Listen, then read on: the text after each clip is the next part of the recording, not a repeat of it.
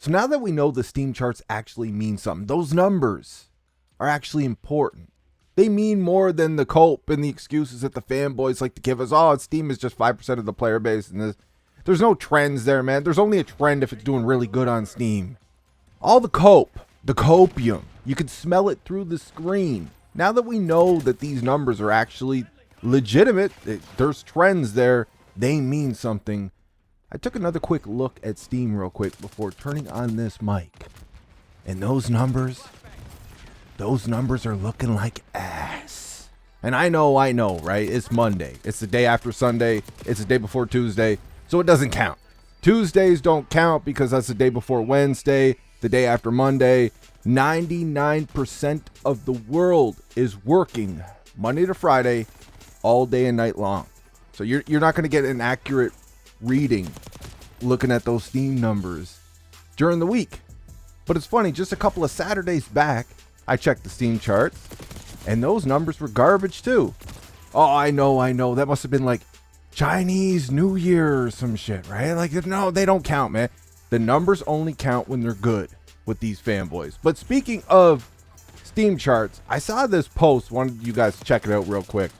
Players fell despite Black Ops 6's super update, the much promoted and supposed salvation with the update of the Call of Duty Warzone map, a way that ruined the Call of Duty saga. I do agree with that on some level. Increased the players for a while, but they already dropped. And we are even in the worst moment, taking into account that the player counter not only takes into account Black Ops 6 and Warzone, but also MW Deuce and MW Deuce and a half. And this is not only the bad news. Activision fired developers who sold game source code to cheat companies. Ricochet does not work and is flagged by hackers. Yesterday, there were clips on the X platform where in both Black Ops 6 and Warzone, people were getting casualties while being underground. Simply very sad for this franchise. And then he talks about reading these replies. And I want to show you guys, like, there's a whole lot of cope under this post. Like, you guys know the way these fanboys get. We see them on this channel. They get really butthurt, salty, emotional, sensitive. Their ass gets all sore, red, and raw. They don't like it when you say mean words about the Call of Duty, especially when you're using facts. They do not like that. It's funny, if you just take a few minutes out, browse Reddit a little bit, you'll find so many posts of people genuinely upset that people are complaining about the video game Call of Duty. Like, think about that for a second. They're that upset, they got to take it to Reddit, write you a whole book, a whole post on this. I'm talking paragraphs, man, an entire book complaining about people complaining about the game. It bothers them that much. It's absolutely hilarious. But anyways, out of this whole paragraph, this one particular individual focuses on the one part where he talks about those developers selling game source code to cheat providers. Now, do we know if this is a thing? We've been hearing this for a long time now. I don't know if it's been officially confirmed. Anybody with half a brain could probably figure it out. I mean, the cheating really is that bad in Call of Duty. Would it surprise anybody? I know for damn sure I would not be surprised. And I mean, look at the company we're dealing with. Those ex-employees probably want to take their little pound of flesh on their way out the door. And he's asking, is there an actual source for this claim? And Party Pen 69 chimes in. No, there's no source to this claim.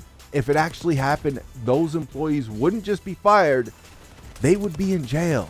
And I find that so interesting. Like, put them in jail, right? They did the wrong. They're doing the thing. Put them in jail. What about the people actually selling the cheats, though? What about people actually using the cheats?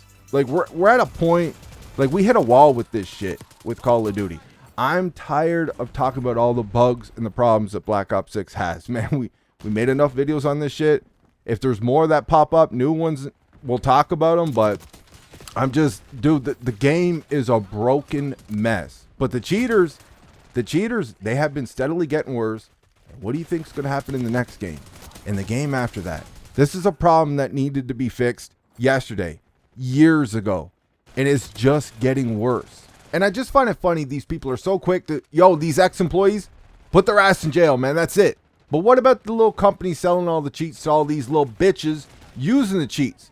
What about these little bitches using the cheats screwing people out of the full price product they pay for. I mean, you go to the store, you steal something from the store, you're going to get in trouble for that. Well, these people are stealing from these people who paid their hard-earned money for the game. They're getting screwed out of the game. Like, they got only a certain amount of time to play the game through the run of a week or a month or whatever it is. Those people are stealing that time from them. That full price product that they paid for. Why don't all these motherfuckers go to jail? Not just the ex-employees, every single one of them. Now, Activision has been out here hunting a little bit. I got to give them some props. Kudos to them. They're actually trying to do a little bit of something. Like, it's the bare minimum of the bare minimum. But got to give props when it's due, credit when it's due. And I'm going to give Activision that credit. We appreciate this, but it is not good enough. So they've been going after a lot of people. I showed you guys the lawsuits and all that a couple videos back. They've been going after more people with the cease and desist. I'm not going to show you guys every one of them. We got this here from Chronix. I'll show you guys this one. Insidious AIM has been shut down. Effective immediately, Insidious AIM will be shutting down operations due to a legal notice received from Activision Publishing. This was not an easy decision for us. Since our launch in 2018, Insidious AIM has proudly served over 5,000 individual customers. 5,000 bitches right here should be in jail though, right? Just like those ex-employees, delivering high quality tools and unmatched support with, I wonder what that feels like, man.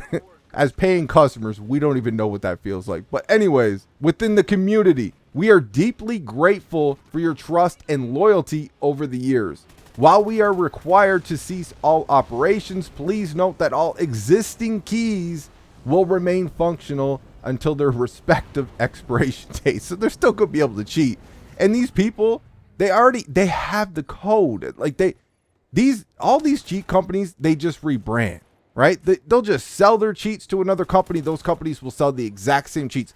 They already know how to cheat on the game. They don't have to worry about anything. There's nothing that can stop them. We've seen proof of this now for the last however many years. Like, the anti-cheat is non-existent. It's garbage, dude. It's a joke at this point. Multi-billion, trillion-dollar company. So I appreciate Activision going after all these people with cease and desist, but all these people are still going to keep cheating with a different cheat provider. You've done nothing. You've stopped nothing. You've just slowed them down for maybe a day or whatever it is until they find it somewhere else. And the keys will still remain functional until their respective expiration dates. They can still use these goddamn cheats. It's not like they just got to up and stop and find something else today. Like, they're still going to be using the same cheats. And these fanboys are still going to keep making excuses for them. Keep playing the game. Keep hopping online like a good little Activision soldier, fighting their battles for them.